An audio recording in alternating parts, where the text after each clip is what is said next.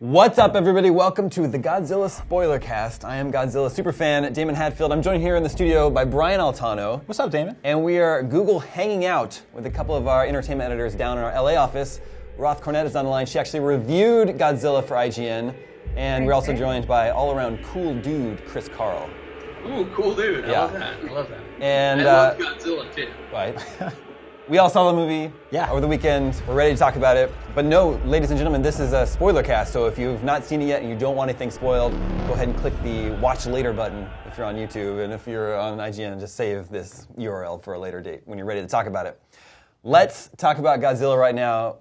I'll just start off by saying I loved it a lot. I really, really liked it. I agree with pretty much everything that Roth said in her review, actually, where this rendering of Godzilla is awesome in the literal sense of the word. Like, it gave me a sense of awe. But all the human characters pointing and watching Godzilla do his thing are pretty one-dimensional, pretty dull. That was my takeaway. Yeah, absolutely. I had a lot of the similar issues with the sort of pacing of the movie when it came to the human characters taking up so much of the front half. I felt like it did a lot of good world building in that regard, but whereas Bryan Cranston was given so much script, I felt like Ken Watanabe was given almost nothing to work with. Yeah. Well, what do you guys think about Ken Watanabe's character? He's a great actor, but here he has one facial expression the entire time. Yeah, he is kind of reduced to being just in awe, just kind of like. That's the expression. That's the thing. You could just do a supercut of him, all his scenes, and he has that one look on his face the entire time. Yep. Roth, we know that you. I was going to hold that for as long as it was super uncomfortable. Roth, we know that you loved it. You gave it a 9 for IGN. I did. Chris, what did you think? Well, actually, Roth and I saw it in the same theater, and we were sitting next to each other, and then I left and came back, and I got a seat on the aisle. So I texted her when it ended. I was like 10. That's what I thought of it. Oh, nice. Upon reflection, that 10 probably came from the place of the jaw rip and the barfing fire down somebody's throat. But I personally it gave me all those things. It gave me all the beats that a Godzilla movie should.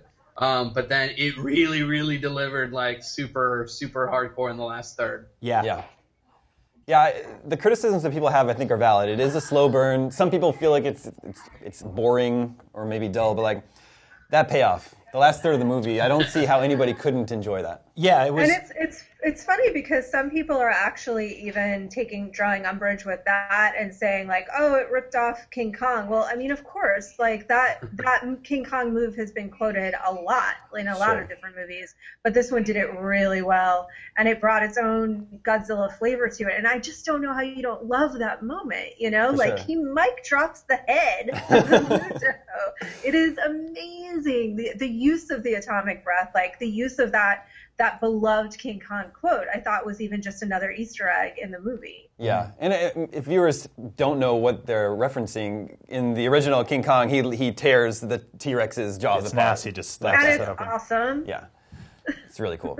My theater cheered and clapped at that moment. I thought it was cool because leading up to the movie, the trailers did never show him breathing fire. Right. So I was kind of wondering, is this Godzilla gonna breathe fire? It was like a laser fire, too. And I will say, especially seeing the movie in a packed theater in San Francisco, in downtown San Francisco. Yeah, that was really cool. Was incredible because we all walked out of the movie expecting to see a destroyed city or a head hanging out in the bay somewhere. It was kind of cool to see neighborhoods that I walk around just get completely demolished by giant beasts. I don't get to see that often. Yeah.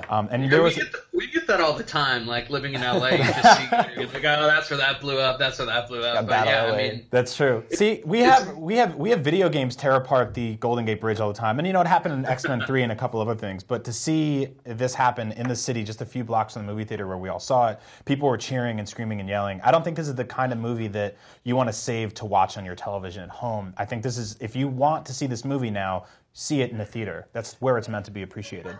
Did anybody see it in 3D? Yeah, we saw it in 3D. Okay. Yeah. I don't think for this one I didn't see it. I'm gonna see it in 2D. I just haven't had time yet, frankly. I don't think you need to see it in 3D. And I want to stress, coming back to what you guys were saying before, I knew this would be very divisive. I knew we would probably have one of the higher sort of rankings for it that was out there, but that's fine, you know. I do understand the problems that people have with the film, and I think that some of what I think is really amazing and genius about it is easily missed. And I wanted to ask you, Damon, I was really looking forward to what you had to say about it because you're such a fan. Mm-hmm. I think what's really cool about it is that it managed to capture the character as being so many of the different iterations of the character. He's funny, he's a hero, and then he's kind of in those moments, he's goofy when you see him in the news footage, but it actually works. Yeah, I thought that was really cool. The way that Gareth Edwards, the director, like led, you know, was just giving us little teases, little glimpse of Godzilla the entire time. I guess that's frustrating for some people, but I thought that was really cool. He makes his first big appearance, and then they cut away, and you just get that sort of comical TV footage. But I liked it. I liked the long build-up. That was actually, it was a common theme throughout the film that I initially found very frustrating, but looking at the payoff at the end, I think it was paced very well in that regard, of showing these big monsters battling and then cutting away from them and showing these sort of insignificant human moments. But the way those little like teases kind of built up, to have everything happen at the end the way it happened was this immense payoff. So I was actually appreciative of that after a while. I also liked how people were experiencing like the fallout of action that was happening off screen. Like planes are just being knocked out of the sky and just landing in front of you. You know, who knows where they're even coming from. Yeah. I thought that was really cool. If you were in like a combat situation, I imagine that's what it would be like. You know, if you're in a city that's being destroyed, a building's being knocked over from somewhere else, you don't know where it's coming from. Yeah.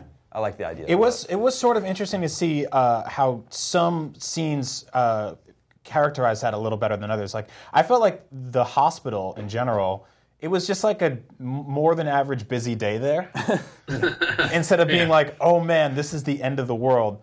And same with there was like in San Francisco. There's one shot of this office building where a bunch of people are still working. I thought that was weird too. Like, go home. You have the day off. They're already evacuating the city, and then there's people in the office. What are they doing? Go home. Like you can finish the deadline Monday if there's still a city to work in. Yeah. What do you guys think about the opening scene at the nuclear power plant? Did you think that was effective? I was gonna get into that because I think, you know, as much as people knock, you know, the human element, I just think that Bryan Cranston scene was just super riveting and so heartbreaking. I was like sitting next to Roth, all like crying under my 3D goggles, you know, like, all right, let's mop this up. I don't really want to be like sobbing here in the theater, but Cranston nailed it, dude, and Julia Binoche too. Like they both like really brought a lot, and actually I thought that's what was like really setting the bar high for how the humans were going to be in the movie. And then Aaron Taylor Johnson kind of came in, and I mean, I didn't think he was like as terrible as some people do, but I just think he didn't bring the same intensity that other people do. Even Elizabeth Olsen in her short time on the screen brought intensity, and even though she didn't have much to do. Sure. I think I actually really like the pacing of the film in the sense that I think it's structured extremely similarly to the 54, the Gojira, the original 54, which is cool.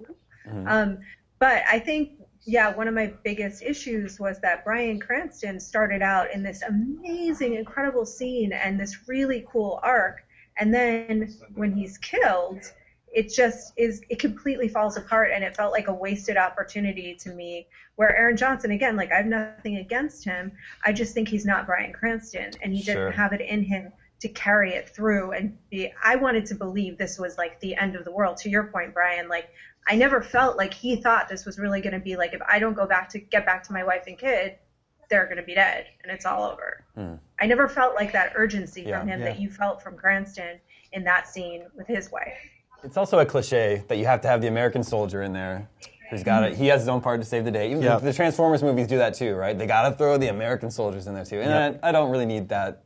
For me, that's a little cliche to play. Yeah, I think it's very symbolic almost the way they handled Cranston's character. It was so well, and it set the bar so high for the humans in the movie. But then his death was so anticlimactic. He was just sitting there, and the machines around him start beeping a little louder, and then zip, body bag, dead, and you're like, what? That's it? And then they fake you out. They fake you out, right? Yeah. They're like, he's dead. No, he's not. No, he is.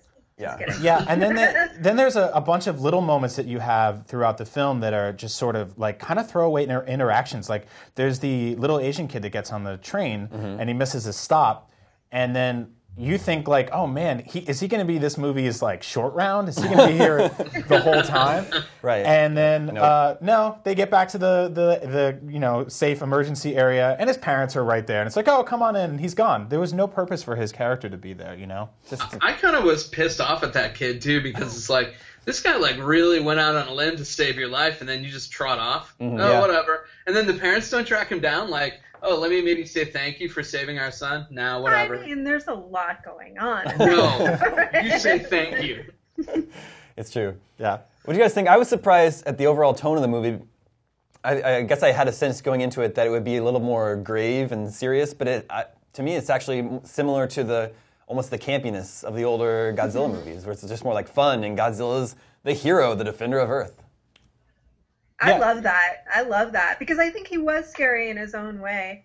Sure. And I think but the Mutos, even though they were kind of like the scarier villains of the piece because they were going to totally like have babies and take over the world, they had really fun campy moments too, just like I'm sitting here chomping on a warhead. Like I actually really loved that, and I thought it was, some people I feel like think that it's a disjointed tone, but I thought it was a really well balanced tone. I thought that was one of the best things in terms of Gareth Edwards directing. Sure. I also love that the creatures, all of them, aren't really good or evil. They're just animals, they're just trying to nest and have children and stuff like that. And it's like, hey, they're really, really big animals that eat nuclear warheads, so that's gonna, F up our business. But until the end, after Aaron Taylor Johnson kills all their babies, the Mutos aren't even really hostile towards humans. No, like they're just trying to mate. Yeah, right? that's what I said. I said this on Twitter. But the whole movie was basically about these two animals that were trying to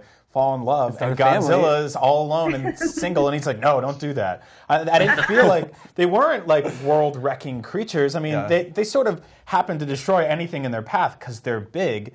But I don't think that they were deliberately trying to like eat people and crush the Empire State Building and stop society. They just wanted to make love. Yeah.